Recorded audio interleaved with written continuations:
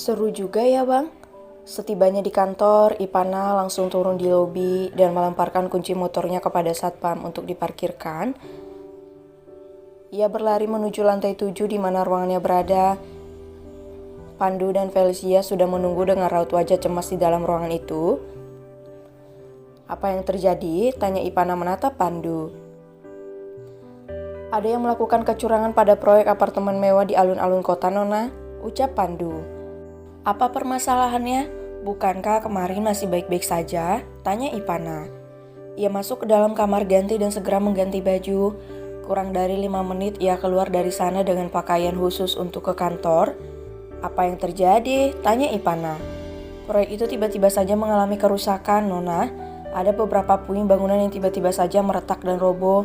Saat ini kita hanya menunggu kapan bangunan itu akan rata dengan tanah, Nona," terang Pandu.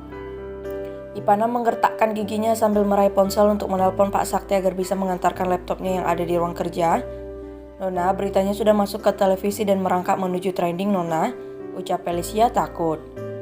"Saya akan menyuruh ahli komputer kita untuk membatasi berita ini, Nona," ucap Pandu yang hendak keluar. "Biarkan saja," ucap Ipana terdiam sambil berpikir. Pandu termagu. Ia tidak bisa menebak bagaimana isi pikiran nona mudanya ini. Namun, ia ingin melihat terlebih dahulu kemampuan Ipana sembari menunggu kabar dari Irfan. "Saya yakin ini hanya jebakan, kita tidak bisa gegabah," ucap Ipana tegas. Ipana menyalakan televisi untuk melihat berita yang tengah mengadakan live streaming di lokasi yang berada tak jauh dari proyek itu. "Di sini bisa kita saksikan bangunan yang digadang-gadangkan akan menjadi apartemen termewah di kota ini.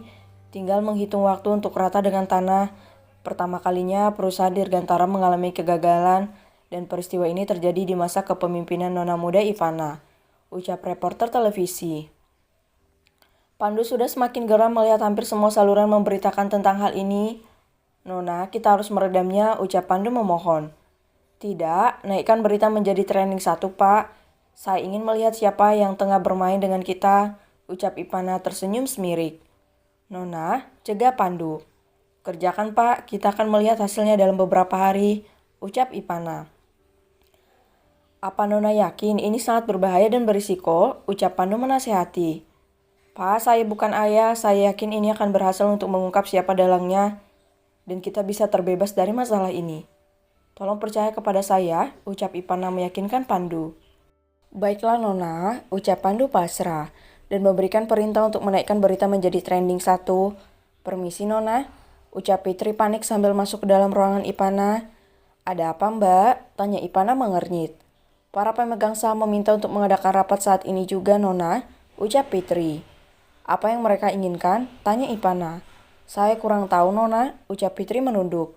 "Katakan kita akan mengadakan rapat 2 hari lagi. Jika tidak ada yang setuju, bilang saya akan membeli saham mereka," ucap Ipana. "Baik Nona," ucap Fitri kembali keluar.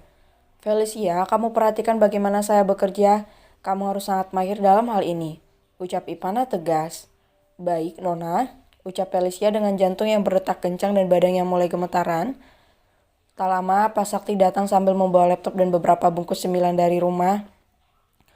"Nona, ini laptopnya di rumah dan di bawah ada begitu banyak wartawan, Nona. Saya harap Anda bisa berhati-hati," ucap Pak Sakti serius.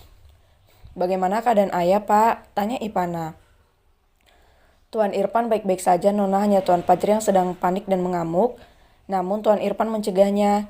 Ia ingin melihat bagaimana Anda menyelesaikan masalah ini," ucap Pak Sakti menjelaskan. "Baiklah, Bapak standby di luar, mana tahu saya membutuhkan sesuatu nanti," ucap Ipana. "Baik Nona, permisi," ucap Pak Sakti pamit. Ipana langsung membuka laptop dan mengotak-atik komputer lipat itu dengan lihai.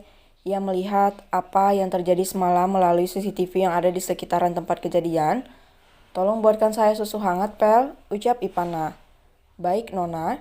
"Ketemu, dapat kalian bajingan," batin Ipana geram. Ia berhasil menemukan sebuah mobil yang berhenti di kawasan proyek. Ia memutar CCTV itu dan memperhatikannya dengan seksama. Terlihat di sana ada sekitar 10 orang yang masuk ke dalam proyek itu dengan santai. "Sial," umpat Ipana ketika CCTV itu tidak bisa melihat lebih jauh lagi apa yang tengah mereka perbuat. Ia sengaja meminta untuk memasang CCTV tersembunyi di beberapa tempat agar bisa mengawasi proyek-proyeknya dimanapun itu.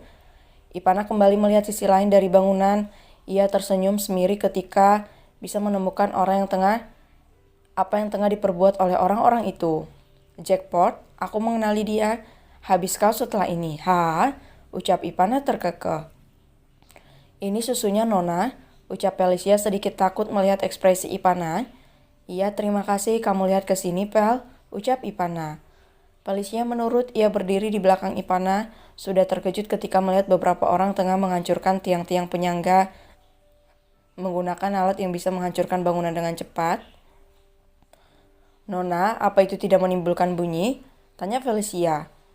Tentu saja aku merasa semua orang sudah disogok oleh pelaku, ucap Ipana tersenyum semirik. Pasti mereka suruhan seseorang, Nona. Apa Anda sudah menemukannya? Tanya Felicia. Sudah, ini sangat mudah bagiku dan kamu juga harus mempelajarinya, ucap Ipana. Tentu, Nona, saya akan mempelajarinya dengan segera, ucap Felicia mengangguk pasti. Kamu lihat ini, ucap Ipana menunjuk seseorang yang ia kenali. Bukankah dia? Ucap Felicia terkejut. Ia panggil Pak Pandu, kita akan membuat laporan tanpa kerugian, ucap Ipana tertawa jahat. Baik, Nona, ucap Felicia segera menghubungi Pandu. Ipana meraih ponselnya, ia segera menelpon sang abang untuk memberitahukan berita ini. Bagaimana sayang? Tanya Fajri terkekeh.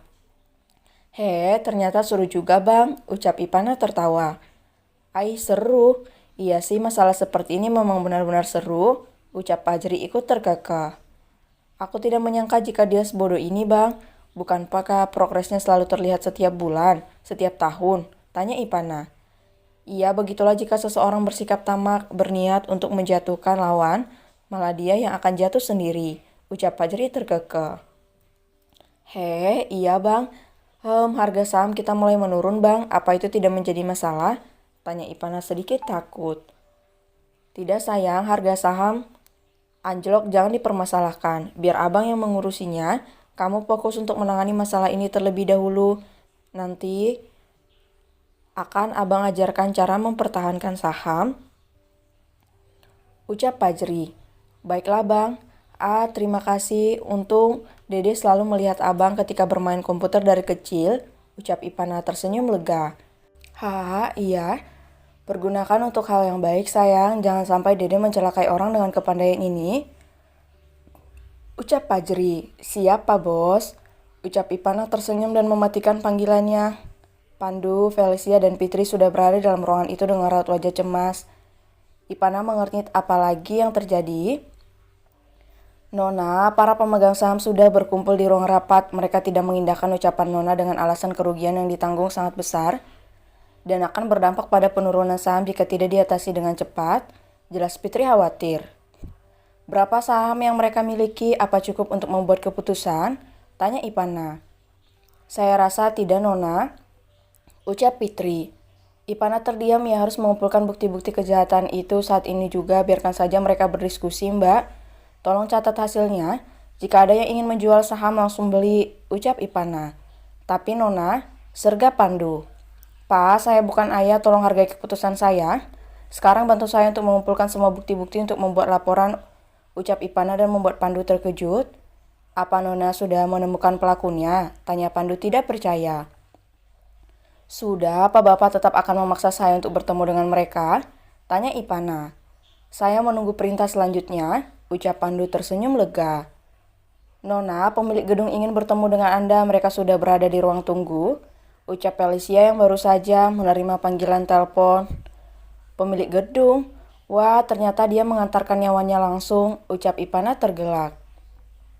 Bersikap panik seolah kita belum menemukan apapun, ucap Ipana.